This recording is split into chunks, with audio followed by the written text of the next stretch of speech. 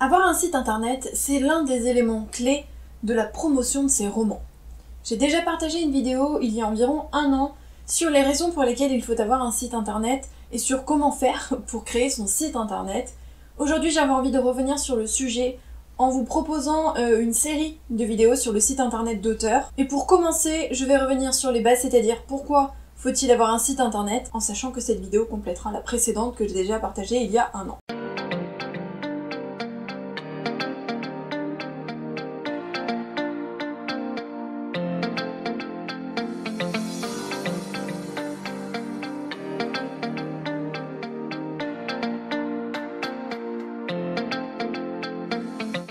Bonjour à tous, j'espère que vous allez bien. Donc aujourd'hui on se retrouve pour parler site internet et site internet d'auteur en particulier.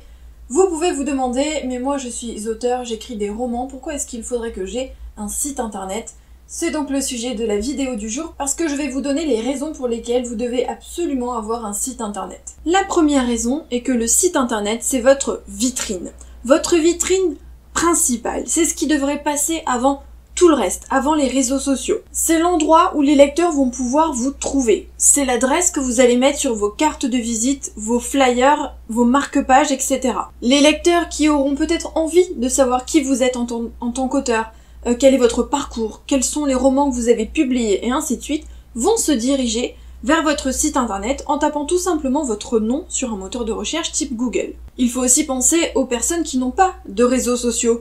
Ou alors, imaginez un lecteur n'a que Twitter comme réseau social et vous n'êtes que sur Insta et Facebook, donc forcément il ne pourra pas trouver les informations qu'il cherche, sauf à aller sur un site de vente en ligne où il aura vraiment des bribes d'informations, une mini-biographie et vos romans, mais s'il a vraiment envie de faire la démarche de vous connaître, d'en savoir plus sur vous, il aura envie d'aller sur votre site internet. D'autre part, sachez que vous pouvez aussi être mis en avant, vous pouvez apparaître dans les résultats de recherche des différentes personnes. Si quelqu'un cherche des livres dans le genre de vos romans, en tapant des mots-clés par exemple sur Google, ils vont peut-être tomber sur votre site internet. C'est un plus grâce au référencement, vous pouvez être trouvé plus facilement. Deuxième raison, c'est que votre site internet ne peut pas être fermé. Il vous appartient. C'est la différence avec les réseaux sociaux, on peut fermer votre compte du jour au lendemain, sans préavis, sans vous prévenir, sans rien. Vous pouvez perdre tous vos abonnés, tous vos contacts, alors que le site internet vous appartient. C'est la même chose d'ailleurs pour les abonnés à votre liste email. Donc votre site internet ne peut pas être fermé, il vous appartient. Troisième raison, c'est que la visibilité est permanente au sens où il n'y a pas d'algorithme. C'est-à-dire que si on va sur votre site internet, on va voir tous vos articles, tout votre contenu, alors que sur les réseaux sociaux, qui sont en général la vitrine qu'on utilise le plus pour faire notre promotion, eh bien les posts sont soumis à l'algorithme. C'est-à-dire que tous vos abonnés ne vont pas les voir, seule une petite partie de vos abonnés vont voir vos posts, certains vont passer totalement à côté. Alors que sur votre site internet, ce n'est pas le cas, tout est visible. La quatrième raison, c'est que sur votre site internet, votre audience sera un peu plus qualifiée que sur les réseaux sociaux. Puisque sur les réseaux, vous allez avoir des personnes qui vont venir, parfois sans avoir vraiment envie de rester, de participer, de s'engager. Certains vont débarquer à cause d'un concours, à cause d'une publication, mais derrière, il ne va pas y avoir un suivi. Ils ne vont pas rester vraiment pour participer et pour échanger avec vous. Vous allez avoir aussi, des personnes qui vont venir voir un post, ne pas s'abonner ou alors commenter, puis repartir et ainsi de suite. Ce ne sont pas forcément des lecteurs potentiels.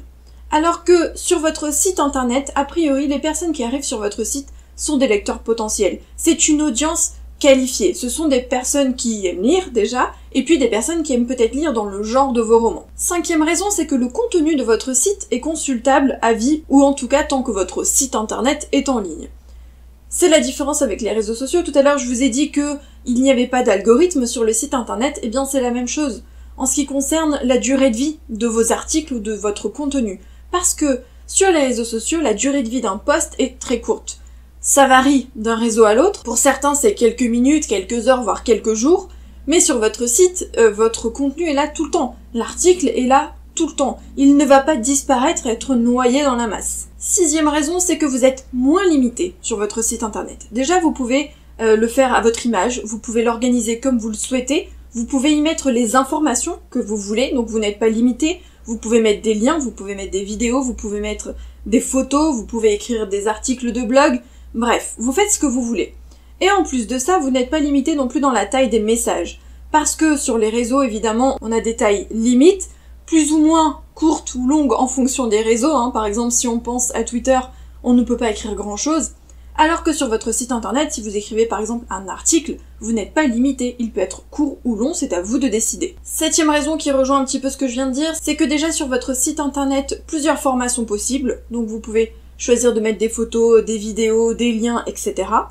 Et en plus de ça, c'est plus organisé et plus clair. C'est-à-dire que sur les réseaux, il est difficile de trouver des informations. Il y a des mini-biographies, évidemment, il peut y avoir un lien sur lequel cliquer, mais c'est moins clair et moins organisé qu'un site internet, sur lequel vous pouvez mettre un menu, vous pouvez mettre des images, vous pouvez guider le lecteur potentiel et vous pouvez vraiment lui apporter toutes les informations et répondre à toutes les questions qu'il se pose à votre sujet ou au sujet de vos romans.